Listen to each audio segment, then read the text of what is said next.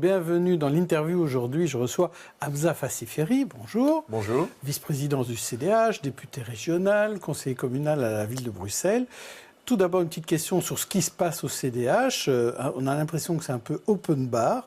Opaline Meunier, contre l'avis de sa section locale du CDH à Mons, c'est pas à Bruxelles, c'est à Mons, elle a choisi la liste MR plutôt que la liste CDH. Certains demandent son exclusion. Le président Ludgen a décidé de ne plus lui donner de fonction au sein du CDH. Je vais d'abord vous demander votre réaction.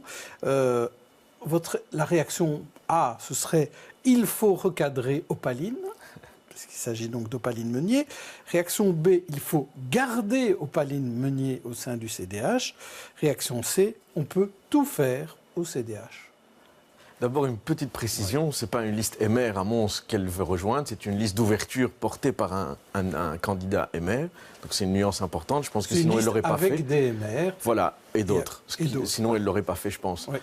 Mais le bureau politique ce matin a pris une décision sage, qui est un peu la B chez vous. C'est-à-dire qu'elle reste bien sûr au CDH, parce qu'elle ne viole pas ses valeurs, c'est un choix local pour des raisons exclusivement locales. Et puis elle a 24 ans.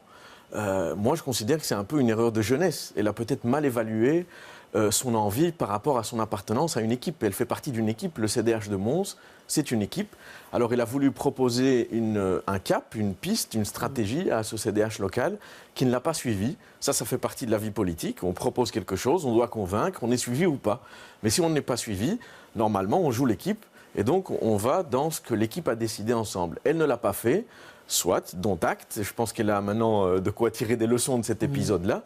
Mais l'exclure aurait été, je pense, disproportionné. Voilà, elle a 24 ans, pleine d'enthousiasme. Elle a les valeurs de l'ADN CDH en elle.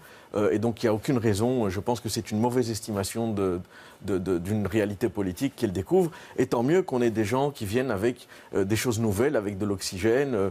Alors, ce n'est pas grave de faire des erreurs en politique, c'est la vie aussi. Donc, pour moi, voilà, c'est un dossier clos.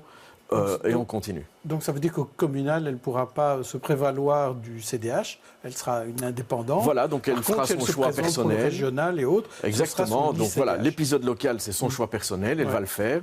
L'équipe CDH, elle, continue. Après, on verra. Vous avez trouvé une solution mi-chèvre, mi-chou. Mais à propos d'élections, en fin d'année, contre toute attente, vous avez dit, moi, finalement, ça ne m'intéresse pas, les communales, les positions, tête de liste, etc. Je pense plutôt au national, à la région, tout ce qu'on peut faire au niveau de la région. Plus question de parler de la ville de Bruxelles. Et donc, du coup, on a présenté un autre tête de liste pour le CDH à la ville de Bruxelles, et ce n'est pas vous. C'est Didier Wouters, qui est un très bon candidat, c'est un conseiller communal. Et là, vous signez, vous ne serez pas aux élections communales ? Disons que je ne ferai pas le jeu en première ligne. De nouveau, c'est un jeu d'équipe. Et moi, effectivement, avec Joël, on a estimé tous les deux d'ailleurs qu'on allait nous investir dans les autres niveaux de pouvoir dans lesquels nous sommes actifs. Elle, l'Europe et la région. Moi, la région et avec la vice-présidence du parti, la vie en fédération Wallonie-Bruxelles, etc. Par contre, bien sûr que je serai présent sur la ville de Bruxelles. J'habite la ville, je suis conseiller communal, je le resterai jusqu'au bout. Et je reste membre du CDH bruxellois. Donc, je ne disparais pas de la circulation. Donc, on ne parle pas encore de décumul, on ne parle pas encore d'un choix en disant... Non, pas question d'être présent à toutes les élections. Non, mais je pense que le contexte est propice aussi à... Et c'est aussi un contexte personnel. Mon âge, mon investissement politique, ça fait plus de 15 ans que je suis en politique, plus de 10 ans comme élu. Donc c'est aussi des questions qui se posent à un moment et c'est des choix qu'on pose. Donc voilà, mais je reste bien sûr tout à fait investi au niveau local et Didier Wouters fera ça très bien. Alors, en matière politique, là, si on en vient au niveau régional, il y a un sujet qui touche pour l'instant très très fort le CDH et ses partenaires du gouvernement, c'est ces fameuses allocations familiales.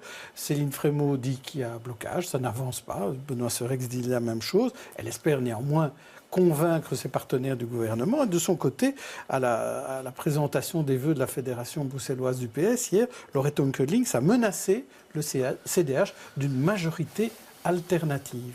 Donc on vous dit attention, si vous n'êtes pas sage et si vous ne marchez pas à la baguette, vous serez hors du gouvernement. Mais voilà, je trouve que la manière déjà dont vous-même vous interprétez les propos du PS en disent long sur cette méthode. Ça ne va pas. On ne travaille pas comme ça, on ne fonctionne pas comme ça dans une majorité et au gouvernement et pour des sujets qui touchent tous les Bruxellois. On parle quand même ici des allocations familiales, donc il faut sortir de la posture. Le PS a beau menacer, et chaque semaine, là maintenant ça devient un peu une ritournelle, c'est pas comme ça qu'on trouve des solutions, c'est pas comme ça qu'on trouve un accord. Nous, on souhaite un accord, dans l'intérêt des Bruxellois. On veut un accord, on veut qu'il y ait des allocations familiales les plus élevées possibles dans leur montant de base, et ça pour toutes les raisons qu'on a déjà expliquées, c'est la meilleure manière de soutenir toutes les familles, les précarisés comme la classe moyenne, les familles nombreuses comme les monoparentales. Et ce n'est pas moi qui le dis, c'est la Ligue des familles qui a fait un colloque là-dessus, qui a sorti ses principes de réforme des allocations familiales.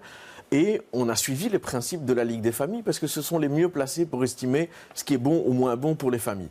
Donc ça, c'est le choix des familles. Maintenant, je voudrais aussi couper la tête à un canard, ou je ne sais pas l'expression exacte. Les socialistes, notamment, disent que le CDH, on serait isolé, etc. Non, c'est faux. Le CDNV nous rejoint. Ils l'ont dit publiquement la semaine dernière. Le VLD, quand le ministre Van Engel s'est exprimé cette semaine, il n'a pas soutenu le modèle PS défi. Il a soutenu l'attentisme, le statu quo, en attendant de voir ce que la Flandre allait faire. Plusieurs modèles sur la table, alors, d'après vous. Ce que je dis simplement, c'est qu'il y a un débat à avoir au sein du gouvernement. Si on veut une solution. Après, si on ne veut pas de solution, bien sûr, on peut toujours tergiverser, lancer des menaces, rester dans la posture. Mais si on veut une solution, il faut arrêter cela. Il faut aller autour de la table au gouvernement. C'est ce que Céline Frémaux dit. C'est elle qui gère cette compétence. Et donc, c'est elle qui prend l'initiative pour discuter les uns après les autres pour trouver une solution et essayer d'atterrir pour que les Bruxellois et les Bruxelloises aient un modèle d'allocation familiale qui tienne compte des classes moyennes. C'est vraiment important pour nous. Qui tiennent compte des familles précarisées, ça tout le monde le dit, au moins c'est un consensus, mais qui tiennent compte aussi des jeunes ménages, des familles futures, où on ne va pas retirer de l'argent des familles futures. Vous donnez plus l'argument de dire qu'il faut avoir la même chose en Wallonie, en Flandre et à Bruxelles? Alors ça n'a jamais été notre objectif. Le but n'est pas de dire on va faire une réforme des allocations, on va d'abord regarder ce qu'a fait la Flandre et Wallonie, on va faire un copier-coller. Non, de nouveau on est parti des principes de la Ligue des familles, qui dit il faut avoir un montant de base le plus élevé possible, ce qui permet d'éviter des pièges à l'emploi, ce qui permet de soutenir la classe moyenne, etc. Et une fois qu'on fait les modèles budgétaires pour voir quel est ce montant de base le plus élevé possible, alors on arrive à 150, 155, ce qui est le montant minimum pour nous, et qui correspond plus ou moins au montant wallon et flamand. 155 en Wallonie, 165 en région flamande. Et c'est pas plus mal, parce que c'est aussi quelque chose que la Ligue des familles souhaite, dans l'intérêt des familles bruxelloises. C'est que vu que les familles sont mobiles aujourd'hui, qu'elles se décomposent, se recomposent, qu'il y a beaucoup de déménagements, eh bien, il faut créer une cohérence et éviter de la concurrence entre les régions. Donc ce n'est pas en soi un objectif qu'on a poursuivi, ce n'est pas la balise qu'on a choisie pour notre modèle, mais c'est une conséquence heureuse, financière, qu'on revendique et qu'on assume. Reste encore à discuter de l'aspect budgétaire, parce que si on veut le faire pour toutes les familles en même temps...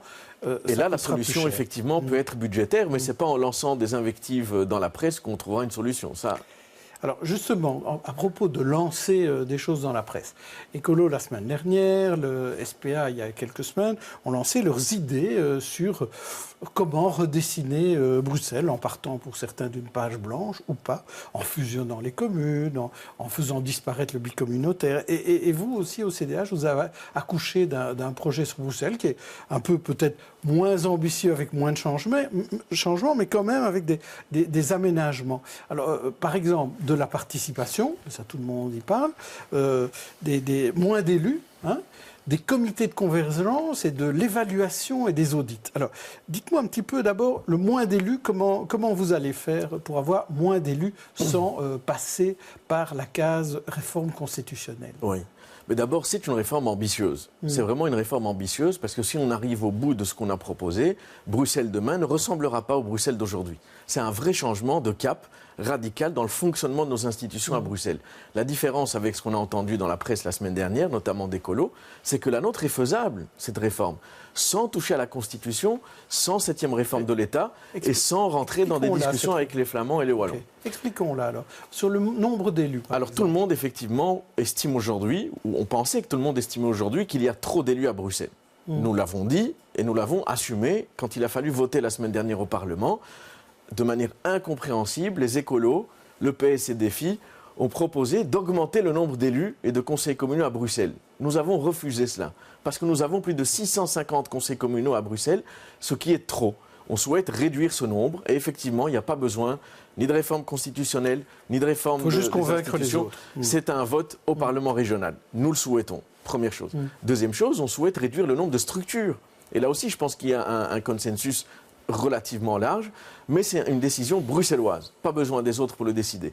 Il y a 3 ou 4 opérateurs différents pour s'occuper de territoire, de terrain, de foncier à Bruxelles. Il faut réduire là-dedans. La mobilité, il y a 3 ou 4 opérateurs différents. Il faut aussi mettre de l'ordre là-dedans, et ainsi de suite. Il y a différents domaines où on peut vraiment réduire les structures, ce qui revient à réduire la facture pour le citoyen et à rendre les choses plus efficaces. Ça, c'est déjà des réformes qu'on propose. Ensuite, là aussi, c'est un débat vieux comme Bruxelles. Quel est l'équilibre entre le pouvoir des communes et le pouvoir de la région ? Parfois, on trouve que les communes, c'est des baronnies. Parfois, on trouve que la région veut être plus grosse que le bœuf, etc. Quel est le bon équilibre ? Eh bien, on pense qu'il y a moyen de sortir de ce débat qui ne trouve pas de solution pérenne en disant il ne faut pas opposer les communes et les régions, il faut plutôt les faire converger dans leurs objectifs. Et ça, c'est le comité de convergence, comme on l'appelle. Mettons-les ensemble, de manière récurrente et structurée autour de la table, où la région fixe les objectifs et pousse les communes, notamment avec des incitants, à converger vers ces objectifs. Comme ça, chacun ne tire pas dans son coin, on garde une cohérence de la politique, une lisibilité de la politique pour les citoyens, et de nouveau, sans toucher à l'institutionnel, sans réforme de l'État, qu'entre Bruxellois et dans l'intérêt des citoyens. Alors la notion d'évaluation et d'audit, ça c'est aussi plutôt nouveau, de vouloir évaluer toutes les politiques. Exactement, donc là on a aussi 2 ou 3 choses nouvelles dans la réforme qu'on propose. C'est systématiser les évaluations des politiques publiques. Il y a de l'argent qui est mis pour les programmes et les politiques publiques, mais c'est très rare de les évaluer. Et donc, on accumule politique sur politique, programme au-dessus d'un autre programme, sans savoir ce qui fonctionne, ce qui ne fonctionne pas. On veut systématiser cela par des audits, par des indicateurs de performance, par des analyses d'impact, finalement, comme font beaucoup de pays anglo-saxons, qui ont vraiment la culture de l'évaluation beaucoup plus ancrée dans leur fonctionnement que nous. Et donc, nous, on souhaite évaluer systématiquement toutes les politiques. Ça fait gagner de l'argent et ça augmente l'efficacité. C'est ce que demande le citoyen. Autre chose qu'on demande, c'est associer le citoyen dans toutes les étapes de la décision politique. Dès le moment où on pense une politique, par exemple comment réformer la mobilité, il faut mettre le citoyen en amont, mais aussi dans la fabrication de la loi ou de la politique publique, mais aussi dans son évaluation. Et donc il faut qu'il soit présent partout. Et là, il y a plein d'outils différents, les panels citoyens, les conférences de consensus, les sites internet, etc. Et dernier point dans notre réforme, très rapide, le fédéral, la région wallonne, la région flamande, tous, à un moment donné, ont quelque chose à dire sur Bruxelles. Regardez le stade, regardez le péage urbain, regardez la zone métropolitaine. Et donc, c'est une erreur de penser qu'on peut travailler sans tous ces gens.